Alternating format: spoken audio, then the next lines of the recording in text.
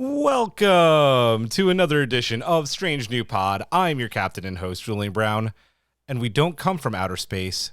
We live in the U.S. and Canada. We just like to talk about outer space every week. I'm joined, as always, by the best bridge crew this side of Gaius Baltar's Cylon Detector. Yet another deep cut if you haven't watched Battlestar, and if you haven't, you should. You'll get that reference later on.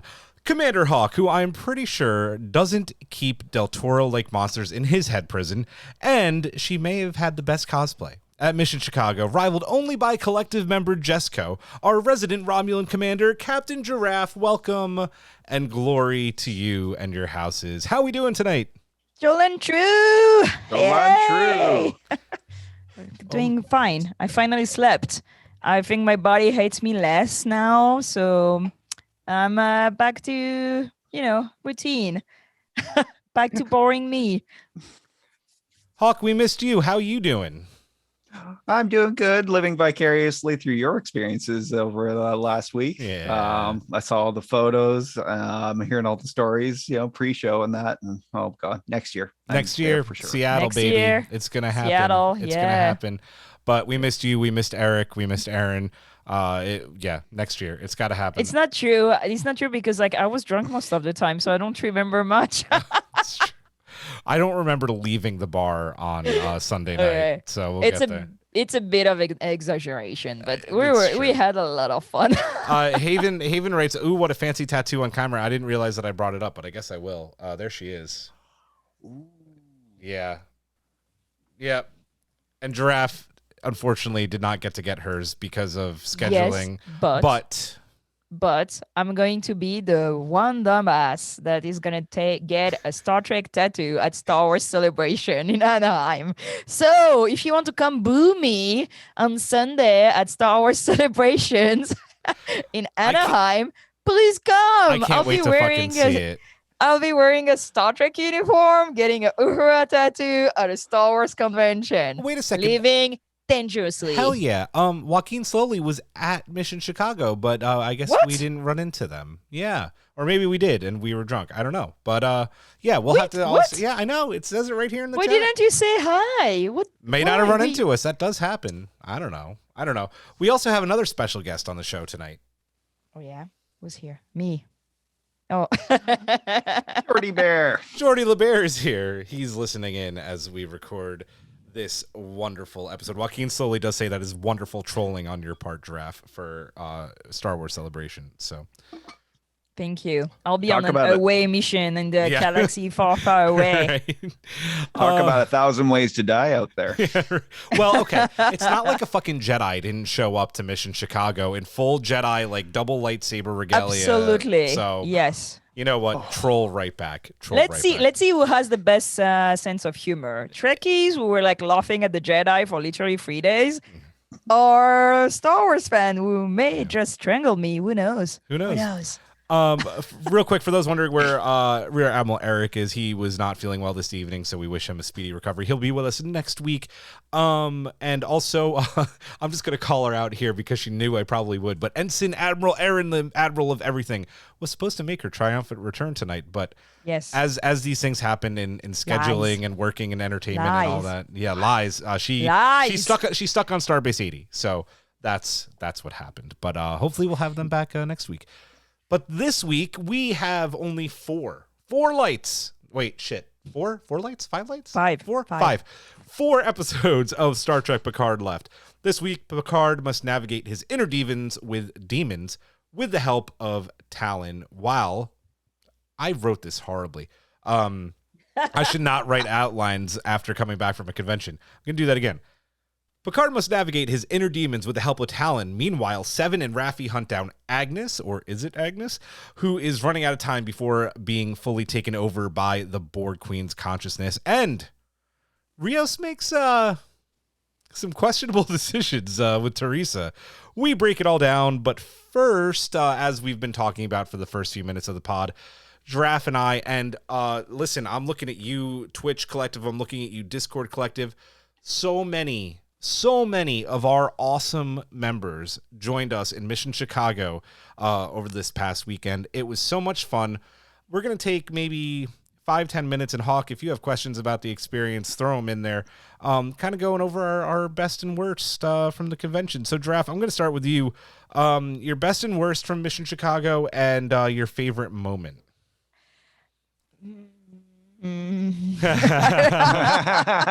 Give her 3. I have 3. Yeah, and that's fine. I'm not counting like meeting all the awesome people that we met, yelling at people I knew from Twitter, like we're like, you're, and like them doing the same thing to me. So like equality. So that's like that's the top. That's the top. Meeting so many people I've been following, listening to for like this world pandemic, I'd say. Yeah.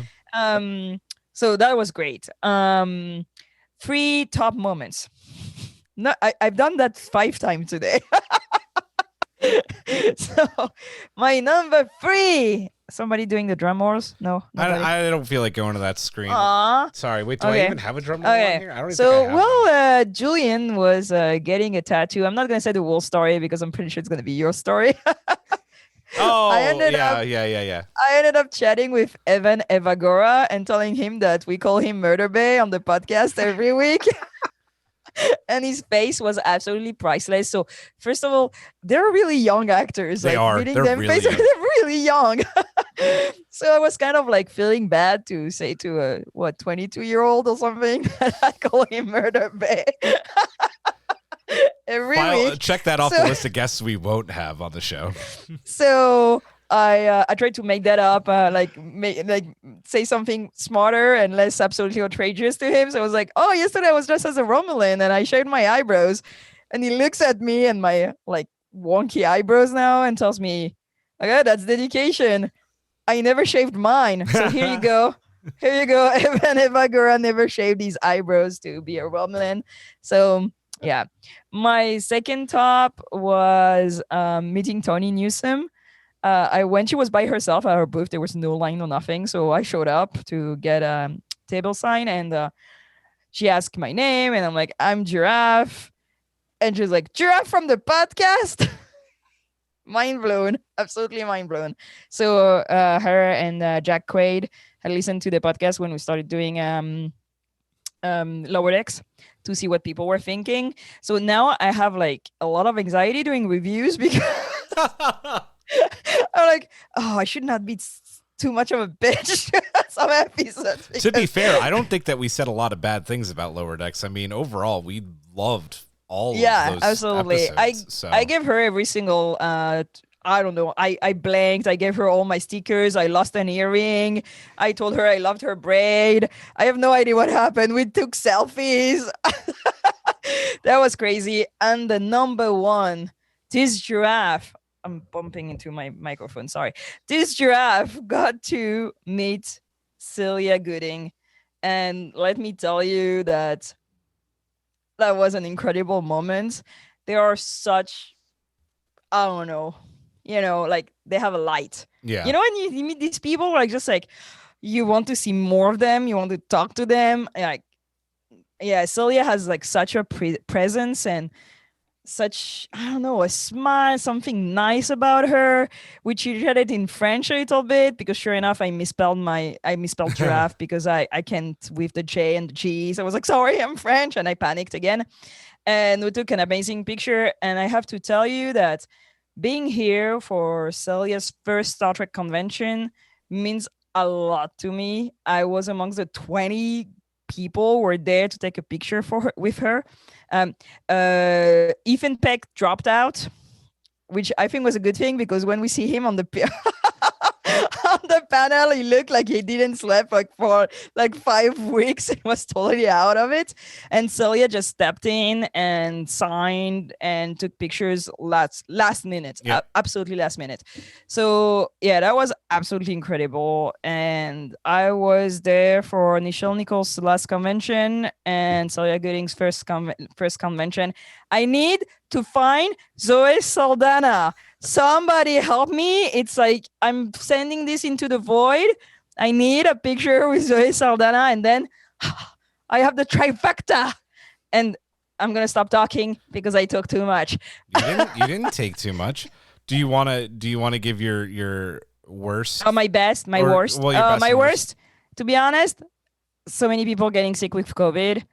I got my 4th dose, like second booster, just before the convention, and I'm fine. I've been testing negative, but seeing on Twitter, so many people like being positive. Is it that many? I've only seen a couple.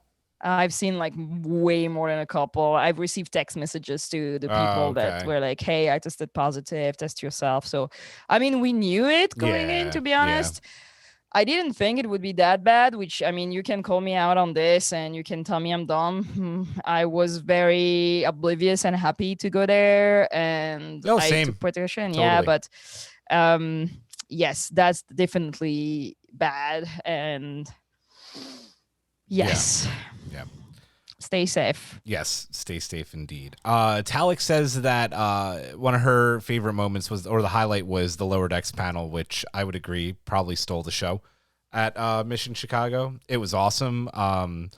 Seeing them all dressed in their uniforms was freaking fantastic. Some of the best things for me, Jerry O'Connell. It's like the exact mirror of Girafe's story with Tawny, except it was with Jerry O'Connell. He was walking the floor saying hi to people, and excuse me, I ran to him. I said, "Hey, because Jerry, no, God. Jerry, I already did a lot of that already at Mission Chicago." I said, "Hey, Jerry, it's Julian from Stranger Pod," because he shares all of our stuff and has been with us since the beginning. And like, he legit knew who I was and was excited. He's like, "Oh shit, hey man, what's going on?" Like, and I was like, "Hey, when are we gonna finally get you on the pod?" He's like, "Listen, man, just DM me. We're going to make it happen." And I actually said the same thing to Tawny, and she's like, "Listen, they don't like it too much when we do it, but like if I'm sneaky, we can make it." So fingers crossed, guys. Fingers crossed. So say that on the podcast, so now everybody knows. Oh, well, signal boost, right? Signal boost. He was awesome. My overall best story, and this is literally parallel to Giraffe's, is 6 p.m. on Saturday. I walked up to get my tattoo. My Enterprise tattoo, and sitting in the chair with the other artist right next to mine was Isa Briones, and she was getting a tattoo at the same time as me. So Isa Briones and I are tattoo buddies for life. I got my Enterprise while she got a little phaser and little bubbles coming out of it, and we chatted about tattoos briefly, and like Giraffe said, she had her moment with Evan Evagora. I got to say something very dumb to Evan Evagora. Yeah. It was wild. It was a wild experience. I'm going to tell that story for the rest of my life. I have to say that, when you hear people talking about convention in the 70s and how like people just had like the phone numbers from our talents and so on, and they just like ended up at the bar. That was absolutely the feeling. Sure, there was not a lot of people and there was not a lot of like booth, but the fact that I'm gonna pull like a Jesco story right now. I was hanging with Jesco dressed as a Ferengi, and then everybody wanted to take pictures. So being a good giraffe, I was like, "Give me your phone. I'm gonna take a picture." And like, I take the phone, I look through the phone, and I'm like, "Wow, that's a good-looking man." And then I realized this was David Ajala. Oh, that's right. A little bit froze, and I was like, I took the picture. I was like, "Hello, David," like a dumbass. But that was absolutely the feeling. He was just like running into people, like telling you someone was like, "I'm gonna sing on the main stage. You come," and I was like, "Yeah, I'm coming. Absolutely, I'm coming." It was like really chill and really everybody was so accessible and so into it. So that was like absolutely great. I just want, Julian, this is our thing for next year. I want to get invited to the party. We didn't get invited to the party. Was there a party? There was absolutely a party on Saturday night where some podcasters were invited and some others were not. So collective, post the thing. We want to go to the party at Star Trek Mission Seattle. This is my objective. I'm getting into that party. That's a good objective. Hawk, what were you going to say? Oh, just the phaser with the bubbles coming out of it. That is just imaginative and badass at the same time. It was a really neat little tattoo. It was awesome. And then I listen, the tattoo is definitely the highlight. Like, that was such a cool experience, and the guy kind of giving me something I didn't know I I wanted until it was finished and the way he did it. So I'm like really happy with that. The Strange New Worlds exhibit was amazing. Probably the worst thing for me was the Strange New Worlds panel. You can go and read my article about why that was bad. I'm not going to go into details. And then the lack of like food options within the no, really, like the food. I thought you were gonna say about like the posters they changed in the middle of the night, like thieves. Went to the food option. I was like, okay. Yeah. The food court was closed. The bar is closed at like 10 p.m. and 11 p.m. It was they need to do better with that next year. So it was so much fun. If you'd like to hear more about it, you can DM us. You could read my article. Jess may have convinced me to write like a more personal piece about like my own actual I can't think of the word, activities and all that fun stuff. So I might do that, but it was a lot of fun. Anything else about Mission Chicago? There was pizza and churros. What more do you want? And a cheese melt that could have been called a mind melt, and I felt like nobody hire me, Star Trek. I'm gonna pay. Like the last thing I'll say is that the last night of the con at Sunday at the bar with everybody from the collective, from Twitch and Discord, was a highlight. We did drunken trivia. We did a lot of drunken other things. It was a lot of fun. Don't get dirty thoughts. Nothing like that happened, people. Get out of the gutter. We ate free pizza. I think we ate 3 pizzas and some. That we didn't know. Like some other podcaster came by the table and just dropped like boxes and boxes of pizza, and we're like, "Hey, cool, thank you." We ate for free. It was great.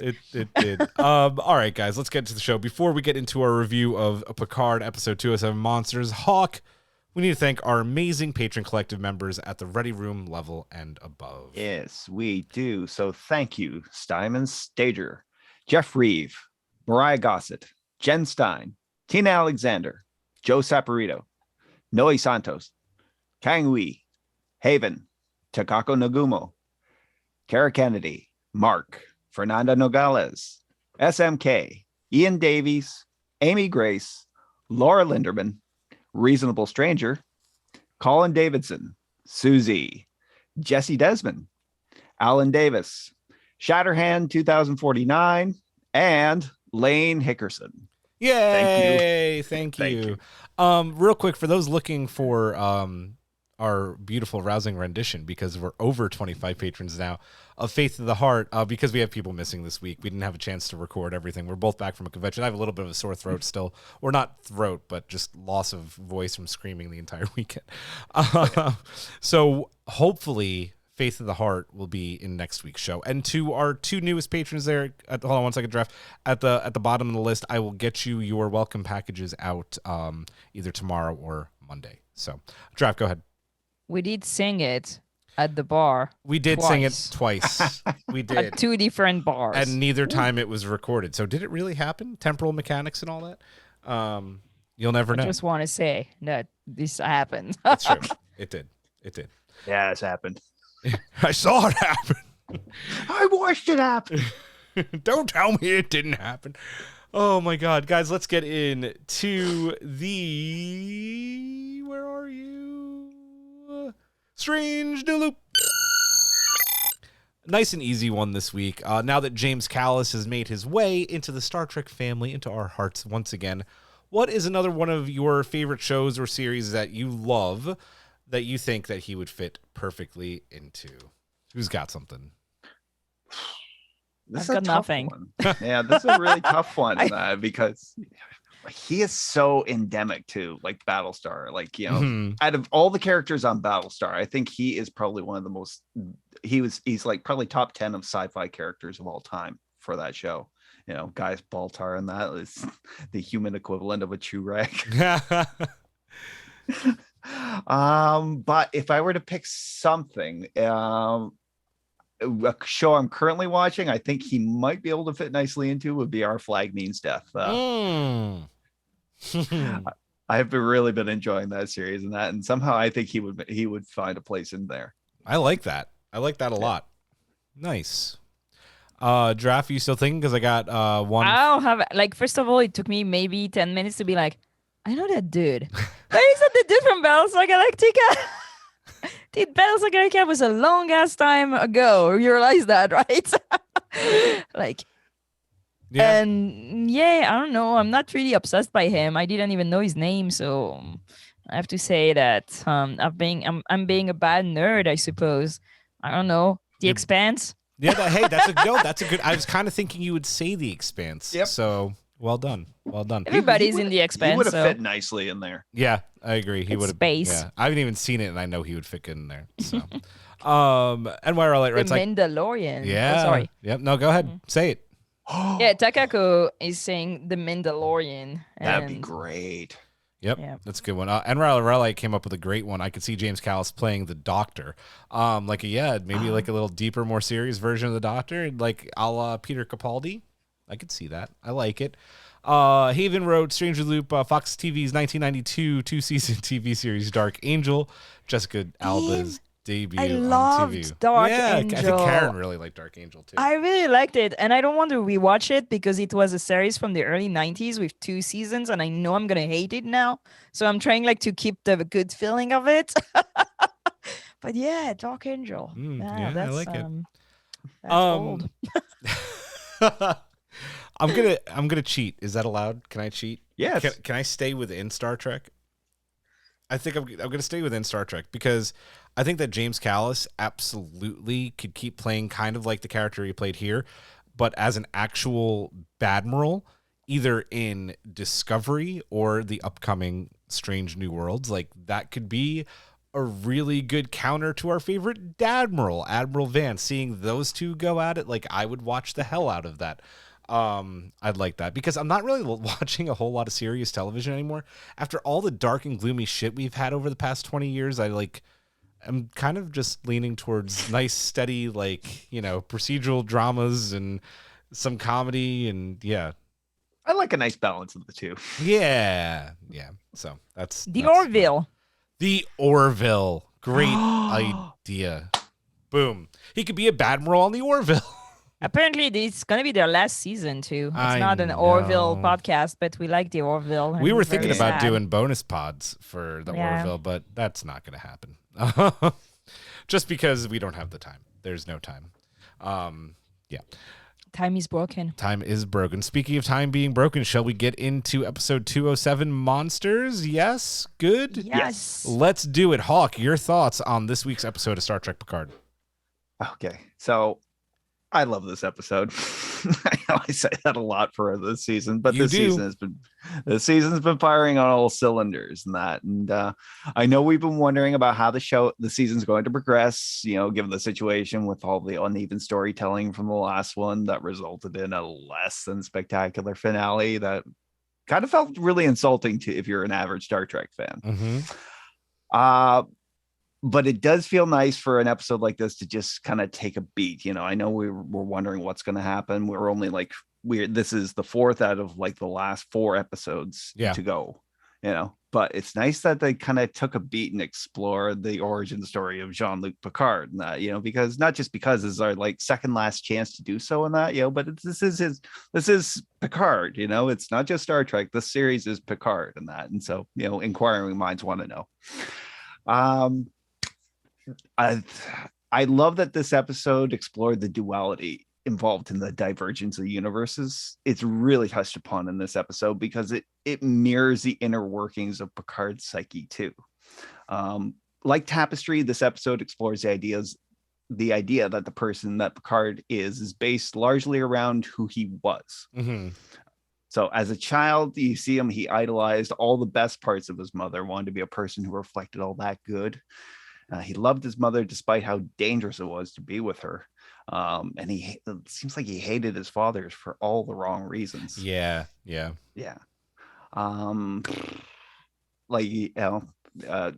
darker version of Picard that they were talking about, it's the Picard that could have been. This guy who's out there slaughtering countless races, not all for the Confederation's goal of a safer galaxy in that. And I'm wondering if the point of that was to show that, Picard was, how did he find that better path in life? That he went out into the universe, not because he was frightened by the monsters that were out there, but because he wanted to show that, the monsters weren't real. Yeah. So that was my takeaway from this episode and why it was so good. Awesome. I have to ask you real quick before Giraffe goes. Is that the Cylon Baltar torture scene from BC? Yeah. Actually, No. that was the Battlestar torture scene in that when Adama pumped him full of the psychotropic drugs. That's right. So That's why I much say- torture in Battlestar So much torture in Galactica. Battlestar. Like I said, he's like the equivalent of a chew toy. Yeah. Oh, poor Baltar, man. He had it rough in that series. What a complex character in that. I The guy know. responsible for the destruction of humanity somehow finds a ride on humanity's last journey. Yep. That's how it goes. You know Yep. that. It is. Yeah. It is. Giraffe 207. What's up? What's I'm going gonna on? be way less intellectual and philosophical than Hawk. There's a lot of stuff going on in this episode. So I saw it this morning while drinking my coffee, and I had to pause because I was like, holy shit, I'm never gonna be able to review this. Like, there are like 1,000 things going on at the same time in it. I have so many questions. So it's not a bad episode because it progress. There's some like stuff we learn about Picard's past, and everything like progresses a little. Mhm. But the only thing we want to know is like there's a Borg loose in LA, dude. So doesn't give us a lot about this, which was a disappointment for me. I'm sure next episode is going to be all about the Queen, right? I hope so. And then what happened was interesting, but didn't make a lot of sense, like in a very Star Trek way, Mhm. Like you're like, okay, your dad was not a bad dude. Sure, but why are you in a coma to start with? That's what I want to know. And they're just like, don't tell you. They're just Yeah. like, it is. I like how Rios is all about butterfly, but then he's like, you know what? I'm gonna show you my ship. You're like, dude, did you read the memo? Like, what is you doing? Like, what is this? So, it's like so many like little things that didn't really make sense, but are so Star Trek by themselves. So Star Trek. It's like, Yes. oh, we're gonna punch that rules into your brain for 16 episode, and then the characters are just gonna forget about it. Not Larry sees Romulan. Oh, we didn't see that coming, huh? Duh. I mean, even when she put their earpiece Yeah, and the it earpiece was is all like Romulan. shaped, I'm like, dude, come on. And then instead of saying it, she had like to show her ear, and then she's like, it's gonna stay like this for 8 hours. So you're gonna stay with like one pointing ear and one round ear for 8 hours, woman? It's easy. She could say that she went to a Ren Fair convention. She was an elf and she forgot to take off part of her makeup. Super easy. And there's so many things that like don't make sense as a Star Trek episode, but kind of are not infuriating because it was not really bad, but kind of like tripping you in the story. So overall, I like the episode because we get to move a little bit, but Yeah. how many episodes are left? After 3. this one, 3. I mean, Yeah. dude, it needs to move on because like, come on, we're done with 2024. I will most of it's gonna be say- like, I will say, and this is no spoiler territory at all, but the next 2 episodes much better than season 1. This season has been really good, and the next 2 episodes are no different as far as getting the story where it needs to be. The showrunners this want season to are know- so good at doing that. I just want to know who's the Vulcan in the woods. I just want to know. We who's haven't the even seen them Vulcan yet. I want to in know the too. wood. I want to Like know when too. they were like monsters, I was Yeah. like, oh, Yeah. they're gonna show the Vulcan. I'm gonna know if it's Carbon Creek. Like no. Yeah. Yeah. So yeah, I guess we're gonna go more in detail about like the crazy We certainly Picard are. and the ground tunnels. We are. As Heaven like called me out already, I did not read the That was outline, so fucking awesome, Haven, by the way. Well done. Bravo. That was one of my favorite Discord moments ever. I loved it. Oh, it was so good. Before we go into my thoughts, I want to say a quick thank you because if I have this right in my email, we got another new patron of the show joining the collective. I believe it's Jesco. So if it is you, Jesco, say hi and welcome. There it is. There she is. Welcome. Thank you for becoming a Ready Room level patron collective member. You're awesome. We appreciate your support so much. Now we really have to fucking sing. Good Lord. Maybe we'll sing too. So maybe we will sing the lyrics to TOS as well.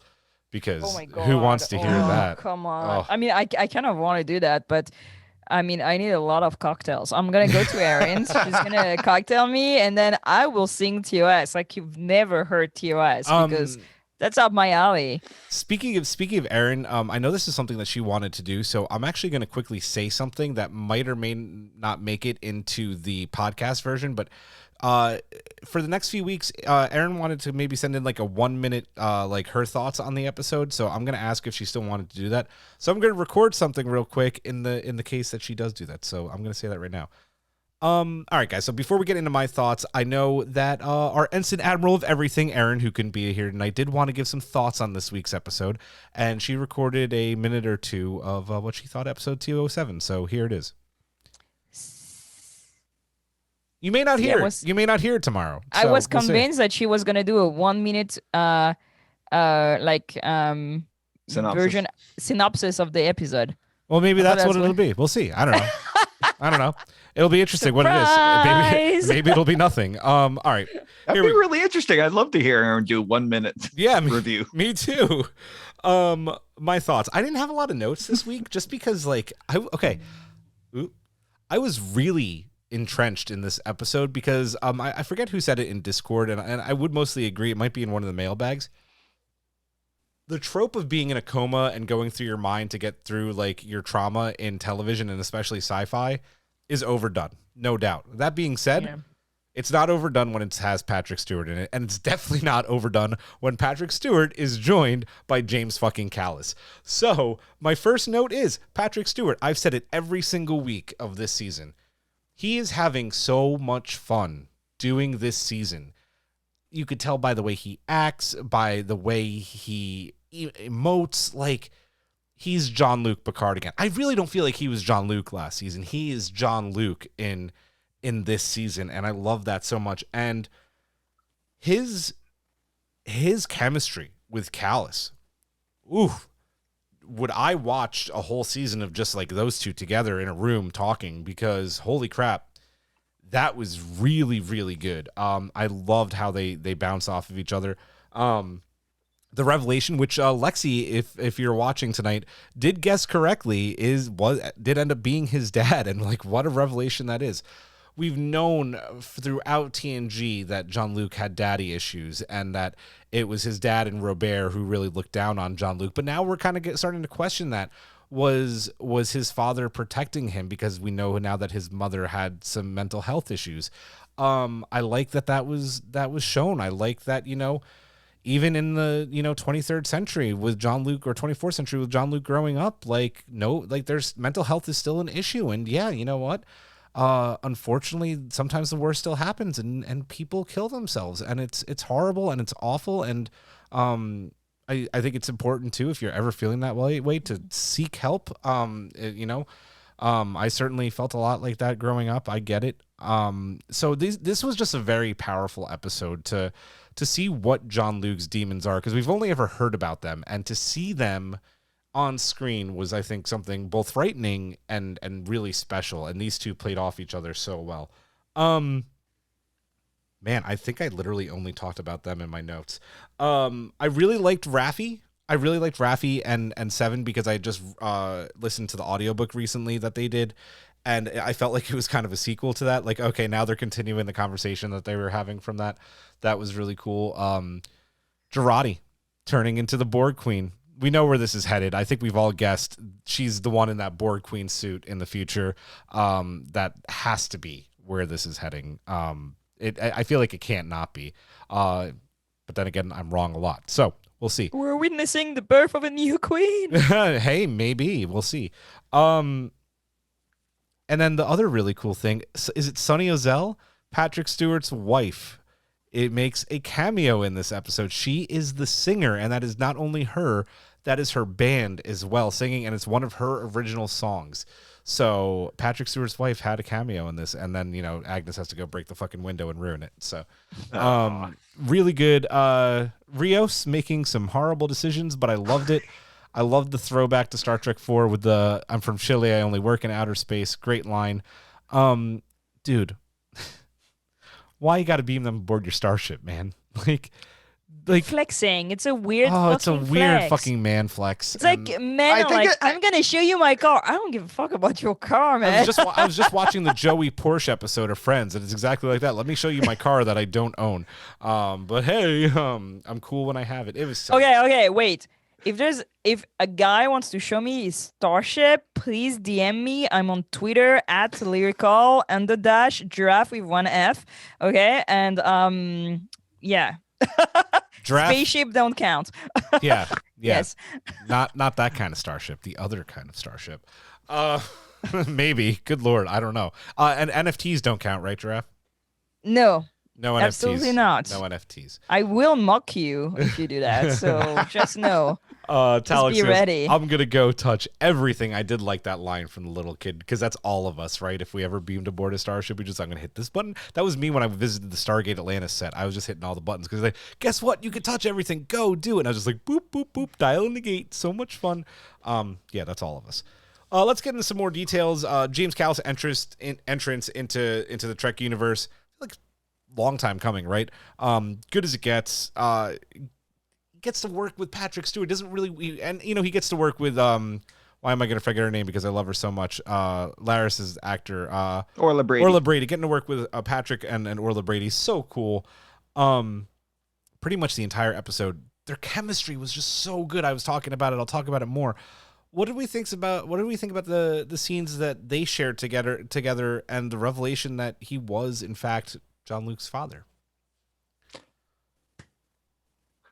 Who goes first? You go ahead. Go ahead. No, I'll go ahead. Like I said, it was great to watch. It's great to watch, like, a second time around in that, because there was so much to decode in that.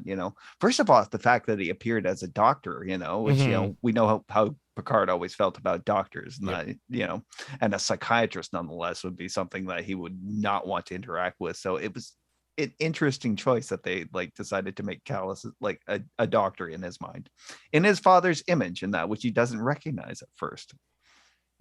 Yeah. So other than that,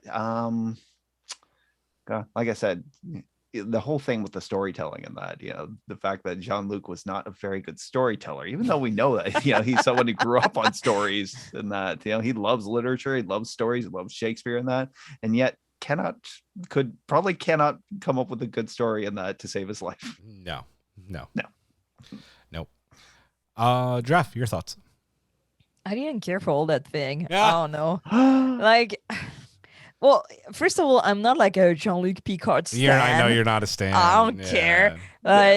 First of all, you see his mom in that weird episode where they pass the galactic barrier and they're all high, and he sees his mom in a weird purple dress serving tea in the middle of the Enterprise. Yeah. Okay, so whatever. I don't know why I'm thinking of this. I don't know. So I just saw the episode this morning. I didn't have time to watch it a second time. I think that this whole "I'm in a coma" is a bit overdue. It's a bit I don't know. And then they never explain why he is in a coma, so that bothered me because I wanted to know what was going on there. And the whole thing with the castle and the princess and the prince, that gave me vibe of Discovery season 3 with Sukal, so I didn't like that either.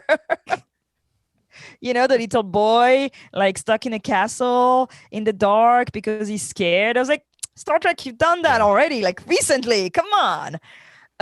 It was so predictable in an idea, the metaphor they use and the imagery they use was so not interesting. Yeah.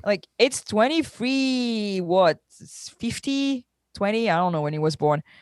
Really, he has an imagery from the round table and his mother. And by the way, I've said since the beginning, his mother looks not okay. Oh no, I Like- would agree with that too. But they do a really good job making that, doing that on purpose, I would say. Yeah, I'm just like, and in the end, like, oh, she almost killed you, but I'm the good guy. I was like, ugh. So the woman is crazy? Like that's what I take from all this? Your mom was crazy, so you have mom issue and dad issue now? I don't know. I was not convinced by it all. I think it was done in a too cliche way. I don't like when you speak about mental illness and struggles in a way that is so done and done. Like it, I don't know. I feel for that woman now. You know? Well, you should. I feel like you should, right? Yeah. Yeah, That was I feel too on how she's portrayed. Like, what, he locked her in a room? I mean, it's the 24th century. He just like Jane Eyred her in the attic, like the crazy woman. I don't agree with it. I don't agree with it. But remember too that Jean-Luc's father was very anti-technology and very anti-Starfleet. So, I mean, I get it. I mean, no. I don't get why he did it. That's abuse, man. No. Yeah. No, it is. But it adds more layers to why Jean-Luc's a little fucked up. Yeah, and it adds a new layer to it, and that the fact that this family living in the the 24th century and that chose to live in an isolated chateau away from the rest of the world, not connected to technology, and the fact that it's like the mother who refused treatment. And by the way, at the beginning, she tells her son, "You just a transporter away from Paris." So, like, they're not we know that they still have access to it and that, but the fact that you can transport her to a hospital. I think the point they were trying to make is that even in the 24th century, and that mental illness is something that's a lot of families and that would try to hide away. That there is such a stigma attached to it.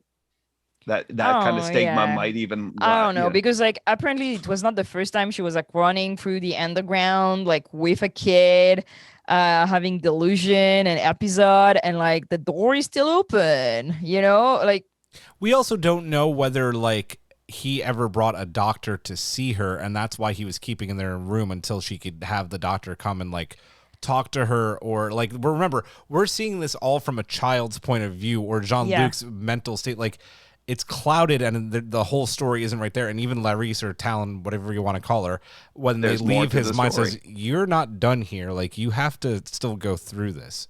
I do hope there's more to the story. At the end, they like kind of hint that there's more, because I was kind of pissed. I was like, if it stops here, I'm gonna be so pissed. Yeah. No, I get it. I hope it's like a bit deeper, and they're gonna add some layers to it, because so far it's a bit Jane Eyre. Come on, it's a bit Jane No, it Eyre, is very Jane Eyre. I would agree with that. I would agree with that. Let's move on to. Oh, I have a question. Yeah, go ahead. Where is his brother? Doesn't he have a brother? Yeah, Robert. Yep. Where is he? I think the focus is on his mother and father in this. Yeah, but okay, she has 2 kids. Like, what? She lost only one in the end? Yeah, but Robert was older and son. very much like from the hip with his father, like in the vineyards doing the wine thing with Jean-Luc's dad. So I think there's something amiss. Like, I don't have a problem with, but I do get what you're saying about it being very Jane Eyre. Let's move on to someone who's making some bad decisions and really doing his best to fuck up the timeline. Rios, very questionable decision making this week. One, telling Teresa more than she should know, letting her use future technology to help Jean-Luc, and then beaming her and her kid aboard La Sernina, which, no matter what happens in the next episode, no matter how it happened in this episode, no matter which way you put it, is not something that was necessary, nor something that he should have done. How does this end? It seems to be like a captain's prerogative. Bullshit. Shatner did the same thing in Voyage Home, and Jean-Luc did the same thing in that in First Contact, and that when he opened up the thing. Texas, Seattle. Rios doing this. I know, like, I figured once she saw Laris and that, and him the secret's up, right? the secret's up, and he's like, "Meh, why not?" And you can tell he is smitten with this woman. Yeah. So, that's Rios. What is he doing? I have so many questions. Like, I feel like he got Agnes Jurati's season. Kidding me? Thank you. He got Agnes first season's dumbassness. You know, like it's like you used to be smart. What happened to you?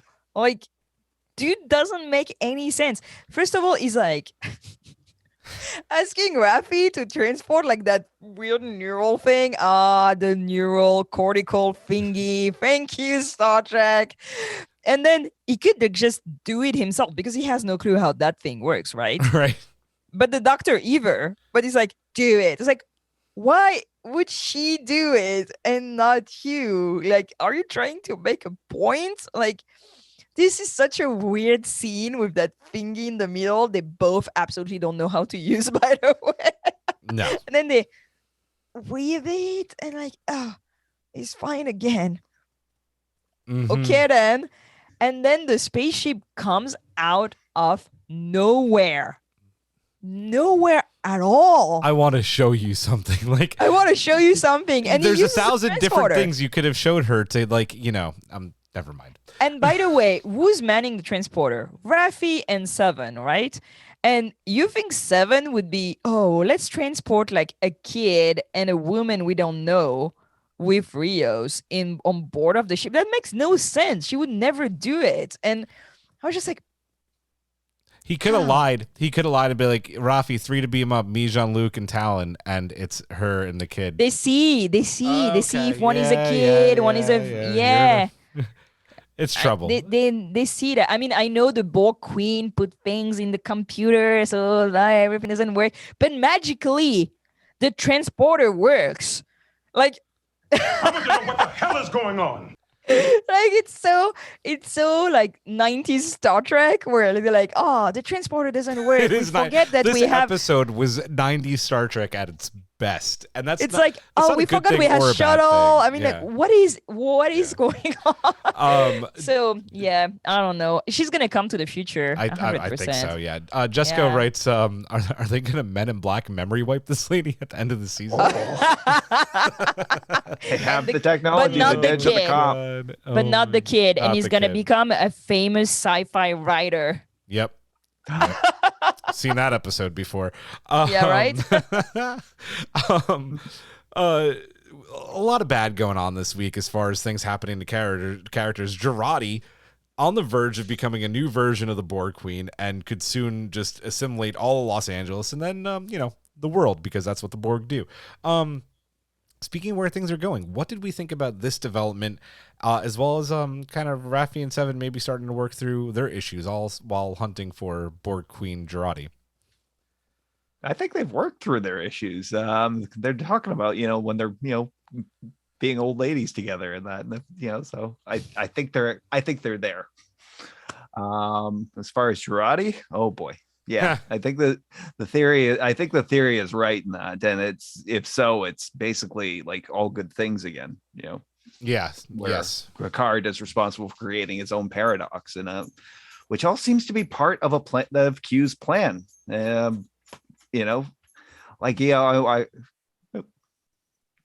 Everything okay? I heard jingling. Oh, sorry. That Oh was no, on my it's end okay. here. I thought it was my end. Dogs. I all the didn't do dogs. anything. Well, you don't have a dog. Maybe I do. Maybe you do. Oh god, I just lost my train of thought. Damn it, Jim. Yeah, but Q's plan, I guess we're still wondering like how it all comes together. Part of it again is the trial, and the trial always involves Picard and that. And I think we needed this episode in that because part of this whole thing is Picard's duality and possibly where this divergence comes from in that. How could like a Picard in that timeline have gone so wrong in that? And so I guess like his exploration of his childhood has to do with whatever it is that Q needs him to figure out.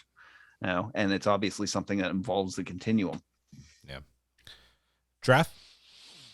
I have to say that if there's one place in the world where you can end up being assimilated out of the blue, it's gonna be fucking LA. That's true. Like every single bit of Jurati doing whatever in LA, I was like, I can see that. I can see that happening. Like being in a dingy bar somewhere in LA and a lady like coming like with like a red cocktail dress. I was like, I've been there. I've seen that. And then like just like punching a window and leaving. Like that's LA like branding. I've seen to that them. in Don't New York believe happen too. New York, LA, yeah. Don't believe La La Land. This is not how it is here at all. Okay, to be fair, I don't think there's a single person on the face of the planet that believes La La Land. So many foreigners do, and then they land in LAX and they're like, "What is why did I come happening?" here? Can I get a refund? When I was a kid, I saw Falling Down in theaters, and so I was like, oh, okay, that's Los Angeles. I have no idea what is falling down, but I believe you. So, yeah, I like again the fact that nobody really like is worried about Agnes. Like, it's like again a very 90s Star Trek. Everybody should freak the fuck out way more. Like more. We all saw Seven's First aware. Contact. Yeah.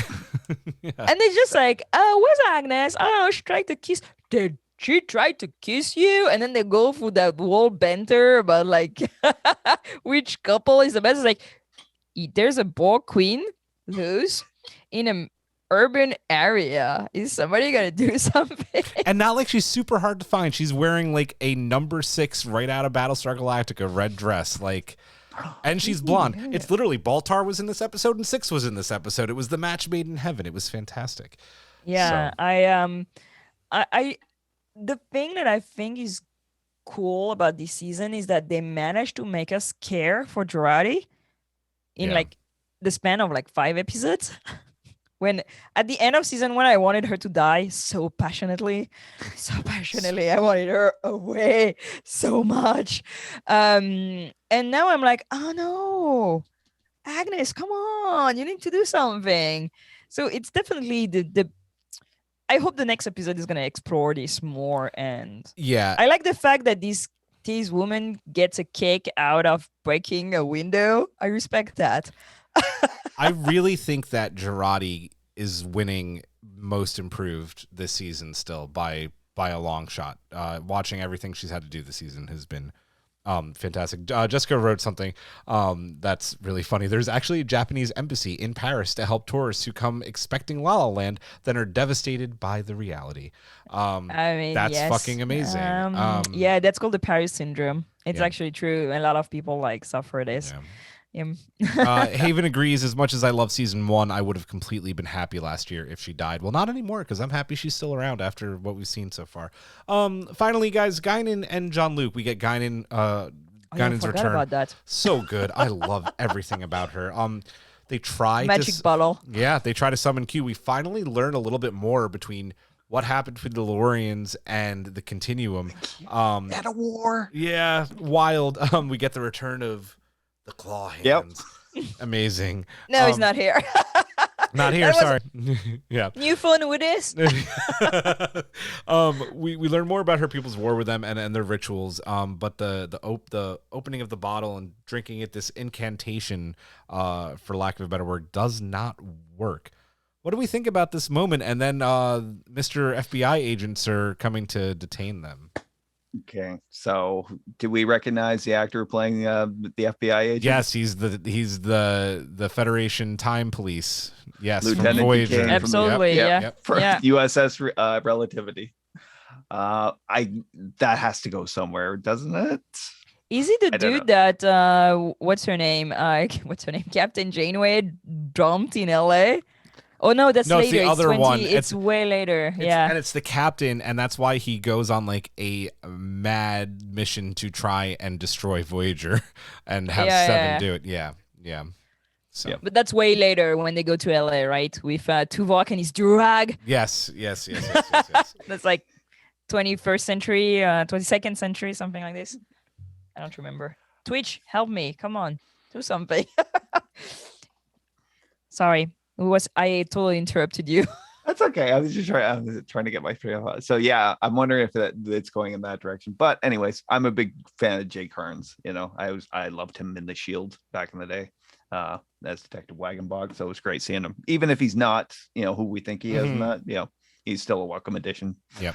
Yeah, it was fascinating. I love the whole. Just got that little piece of information about the Elorians and that, it's like, we kind of, even like way back in the day in that when, Guinan and Q were first introduced, like in the, was it Q who? Q who? I think it was Q. Yeah, it was Q Hugh in that.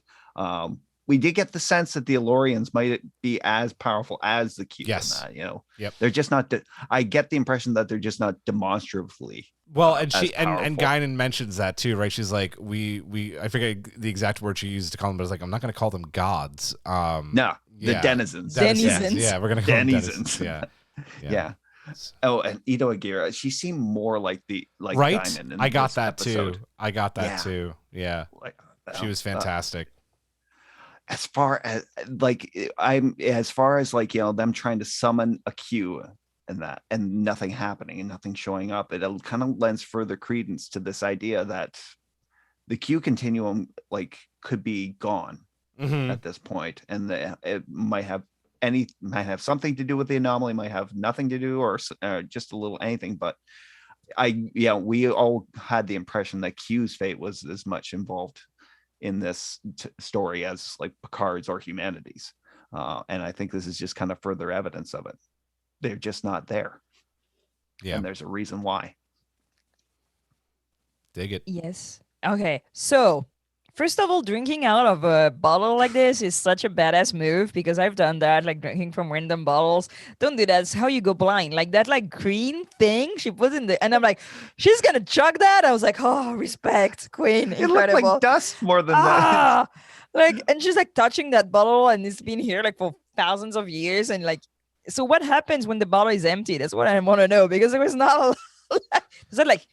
Well, I think the whole point is like, you don't just go summon in a queue any damn time you want, like that last. Well, she did it like very easily too. She's like, bottle, and I'm like, whoa, like that was like.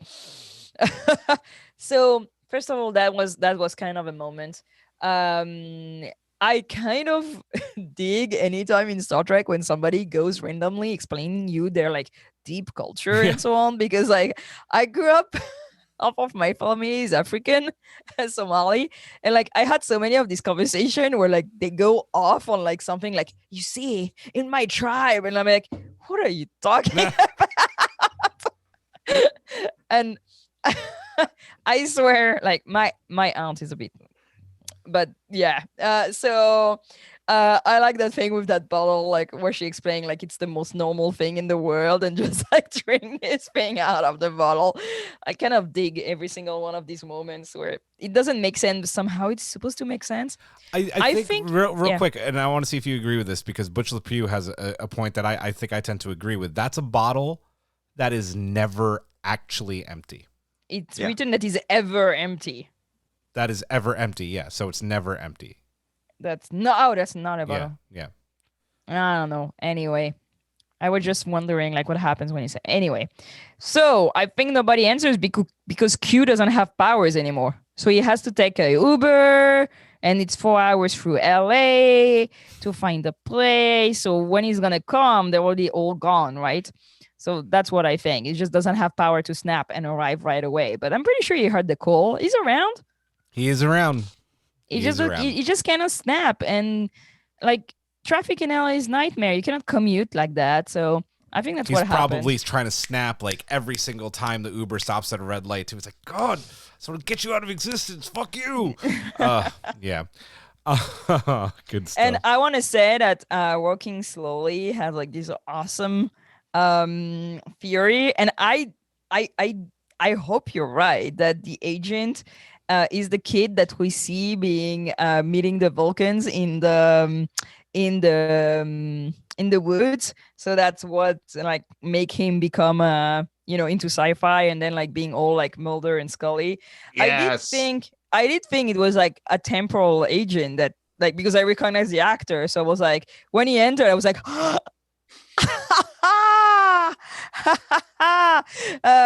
So that's pretty cool.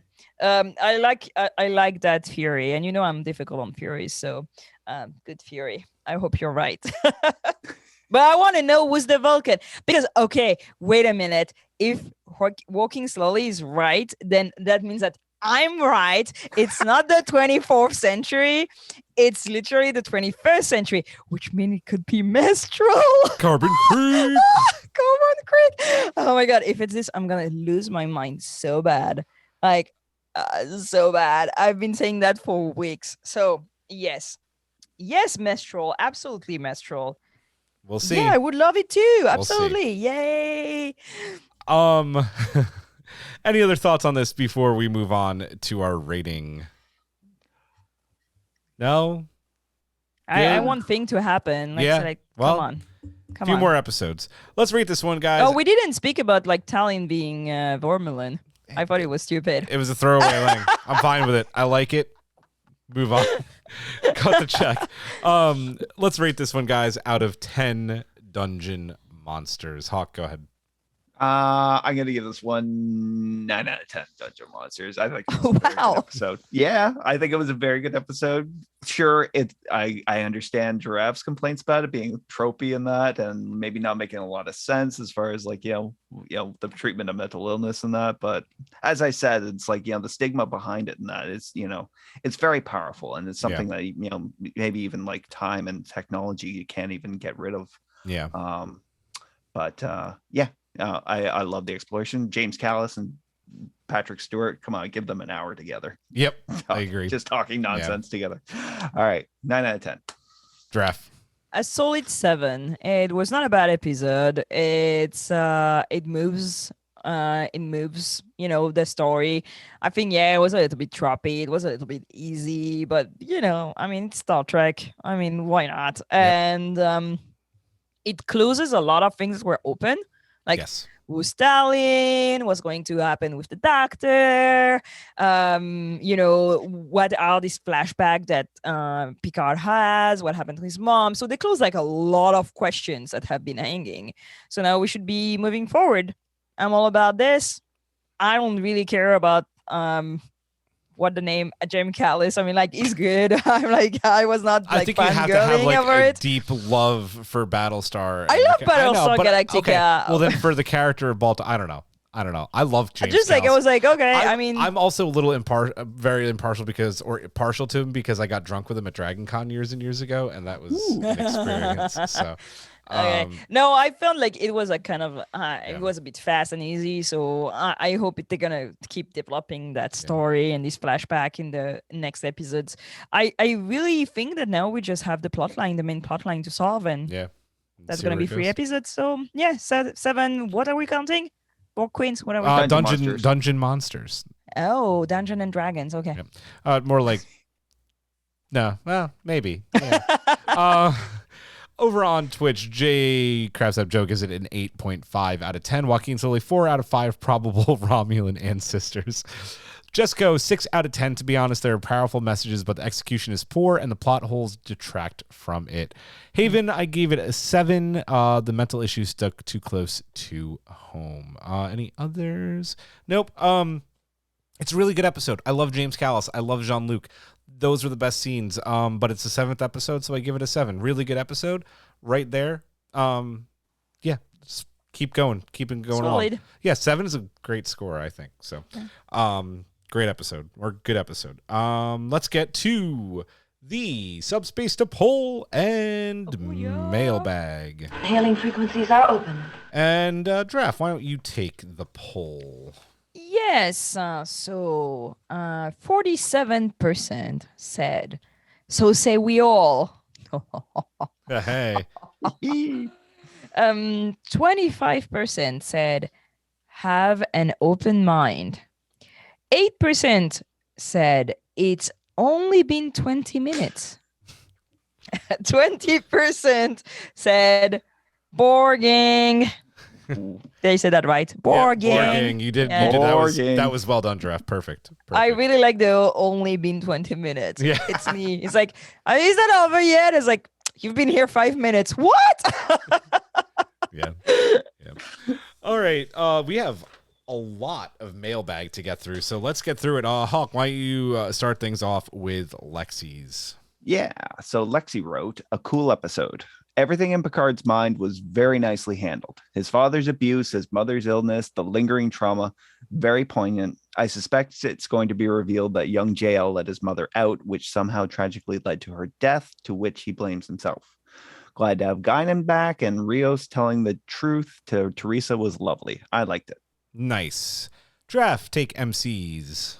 MC wrote, I just work in space. He said the thing. So Rios and Teresa are hooking up most definitely.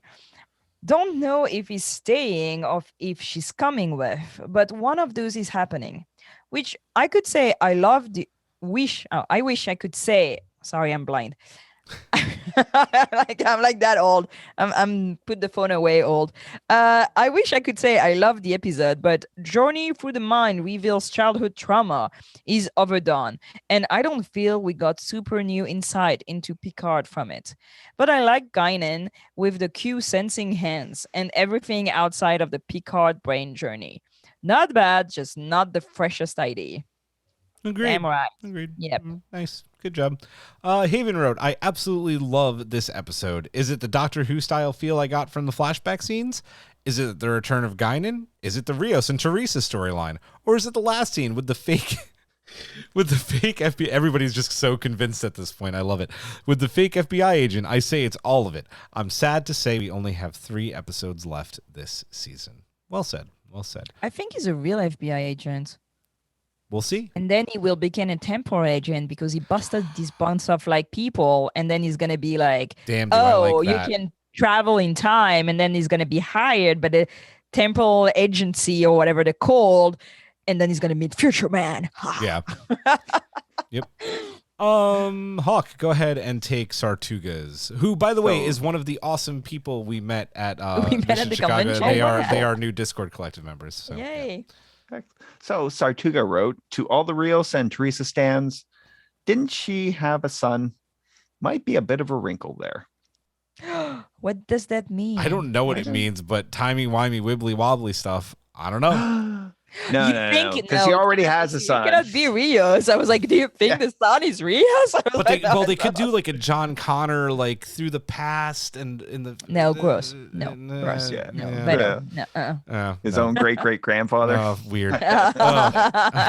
Like in Trial and Tribulation. Oh my I think she's my great-great-grandmother. Draft, take Colin D's, please. Colin D wrote, for the most part, I like this episode. I appreciated the insight into Picard's mother and her mental illness. I had assumed spousal abuse because of Sir Patrick's own history. Monsters indeed. I wasn't so happy about Rios revealing himself to Teresa. I don't want to think about him not going back. I'm sad Agnes is now subsumed. Succumbed or subsumed? No, Subsumed. Okay. Subsumed. Yeah. Okay, I'm learning word. Yeah, reading Rainbow. Subsumed by Borg Queen. I didn't want that for her. Raffi and Seven? Meh. Just moving the plot along. What the? What? I'm so sad you made me say that. I totally enjoy getting to hear Sir Patrick's wife singing for the brief time we got. 7 out of 10. Very nice. Yum Yum Pod wrote, the latest episode of Picard at least delved into the family trauma stuff that's been seeded throughout. Got to applaud them for following through on that. After watching this episode, we're really noticing that current Star Trek really loves characters interacting with people only they can see or ones in their dreams. Michael and Sarek, Hugh and Paul, Tilly and her dead friend, Adira and Gray, Book and his dead family, Picard and Data, Agnes and the Borg Queen. Wow, this list does go on. They have a really good point here. And let's add Picard and Baltar to the ever-growing list. I like that they called him Baltar as well. That's actually a really great point about all the new Trek kind of having a lot of head conversations. People living in their head. Yes, indeed. Back to the top And of the living list. living with the dead, apparently. Yes, indeed. Hawk, take us home with Jesco's mailbag. So Jesco wrote, this episode of Picard has a lot to say, but I personally am not a fan of how they said it. It is important to talk about issues of family trauma, but this parable felt out of place in a story that had otherwise been rooted firmly in the characters being present and facing the issues at hand as a team. The therapy scenes were also very uncomfortable. For me, this was the weakest episode of the season, but I look forward to what comes next. Mm-hmm. I agree. And you know what I really like that, I feel like season 1 was more, excuse me, I got something in my eye. Season 1 was more polarizing and more just like disliked overall, but like there's been a lot of different opinions on how this season has been received from episode to episode. I really like all the different opinions on it. I think it's wonderful because I think for the most part, except for like the tail end, we all just really enjoyed Discovery season 4, but like this has been like, I think we've all enjoyed the season, but it's definitely been a little bit like more up and down. And I always enjoy hearing everybody's different side of things. And I want to say that not giving your wife care and locking her up and not bringing her to a doctor counts as spousal abuse. Okay. I agree. Yeah. Yep. This is absolutely spousal abuse too, on top of everything. Yep. That's gonna do it for this one, guys. I do wanna say this very important bit of news. We're 3 weeks away. 3 weeks away from Strange in 3 weeks? New Worlds. Just point that out. Just point that out. We're getting there, folks. We're getting there. Can't wait. This has been another fun show, guys. So happy to be with you all. I just want to say a quick thank you again to all of you, our amazing collective members who are both here tonight and joined us for such amazing times this past weekend at Mission Chicago. It was so fun getting to know all of you and hanging out and getting a little wasted. That was also really fun. A little bit. A little bit. So that's going to do it, guys. For Hawk, for Giraffe, for me, I'm Julian. I will say live long and prosper. Maj Ram. Good night.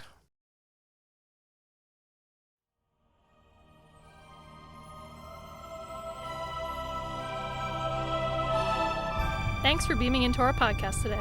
If you want to keep the hailing frequencies open, you can subscribe on Apple and Google Podcasts, YouTube, and Spotify. Like what you hear? Put in a good word with Starfleet and leave us a 5-star review.